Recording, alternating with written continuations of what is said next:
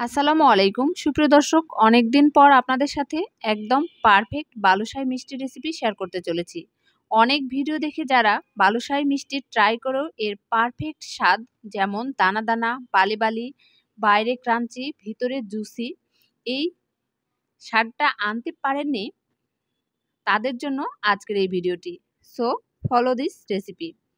আর হ্যাঁ, ভিডিওটি যদি আমার ইউটিউব চ্যানেল থেকে দেখে থাকেন তবে চ্যানেলটি সাবস্ক্রাইব করে এবং ভিডিওটি শেয়ার করে পাশে থাকবেন, এবং ফেসবুক থেকে দেখে থাকলে আপনার মূল্যবান কমেন্টটি জানাবেন এবং ভিডিওটি শেয়ার করে দেবেন।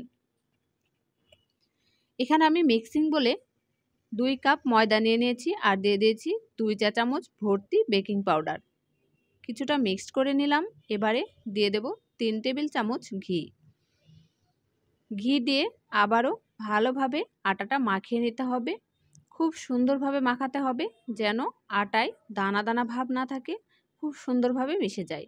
আটাটা দলা বেঁধে যাবে এরকম, আর ভেঙে দিলে ঝুরঝুরে হয়ে যাবে। এই অবস্থায় সাধারণ তাপমাত্রার পানি দিয়ে অল্প অল্প করে মিক্সড করে নিতে হবে। আটাটাকে একদম মোলায়েম করে মাখানো যাবে না, এরকম ঝরঝরে দানা দানা করে মাখাতে হবে। আমি দেখেন আটাটা মাখিয়ে নিয়েছি। আটাটা কিন্তু আমার একদম মোলায়েম না, আমি হাত দিয়ে ভাঙলে আটাটা ভেঙে যাবে। এই অবস্থায় ডোটা 10-15 মিনিটের মতো ঢেকে রেখে দিলাম। এবারে আরেকটি পাত্রে 1 কাপ পানি নিয়েছি আর 1 কাপ চিনি। আমি হাফ কাপে করে নিয়েছিলাম, তাই 2 বার নিয়েছি। দিয়ে দিলাম সামান্য একটু লবণ আর 2টা এলাচ। আপনারা লবণটা চাইলে স্কিপ করতে পারেন, তবে আমার কাছে মনে হয় মিষ্টি জাতীয় জিনিস একটু লবণ দিলে অনেক বেশি স্বাদ লাগে। ফুটে আসলে আমি দিয়ে দিলাম 2 টুকরো লেবুর রস, যাতে করে চিনিটা ক্রিস্টালের মতো না হয়ে যায়। এবারে 10-15 মিনিট পরে আমি ডোটা একটু এপাশ ওপাশ আলতো করে মাখিয়ে নিলাম, আর এখান থেকে ছোট ছোট লেচি কেটে রেখে দেব। আমি যতটুক সাইজের মিষ্টি বানাতে চাচ্ছি ততটুক করে কেটে নিয়েছি। আপনারা আপনাদের ইচ্ছা মতো সাইজ কেটে নেবেন। আমি কিন্তু আটাটা হাত দিয়ে ডলে ডলে মাখিয়ে নিই। এবারে অল্প অল্প ডো নিয়ে হাতের তালুর সাহায্যে আলতো করে একটু গোল করে মাঝখানে একটি আঙ্গুল দিয়ে বড় করে গর্ত করে দিতে হবে। গর্তটা অবশ্যই বড় করবেন, তা না হলে ভাজতে গেলে ফুলে সমান হয়ে যাবে।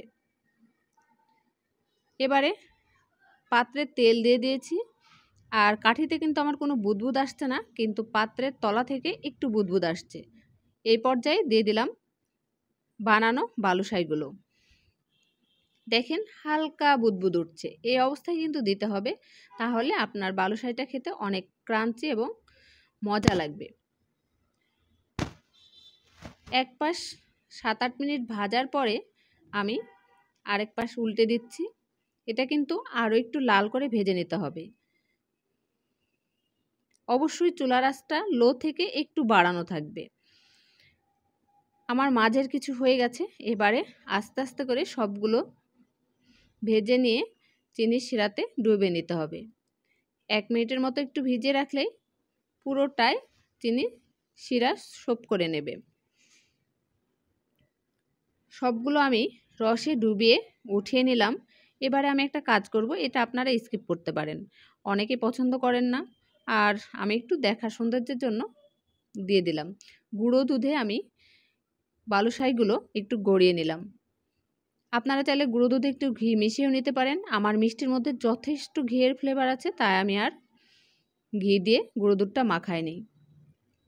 এবারে একটু সুন্দর করে প্লেটে সাজিয়ে নিলাম। মিষ্টিটা অসম্ভব মজা ছিল। আপনাদের কাছে এই রেসিপিটি কেমন লেগেছে অবশ্যই কমেন্ট করে জানাবেন। সবাই ভালো থাকবেন, সুস্থ থাকবেন। দেখা হবে পরবর্তী ভিডিওতে। আল্লাহ হাফেজ।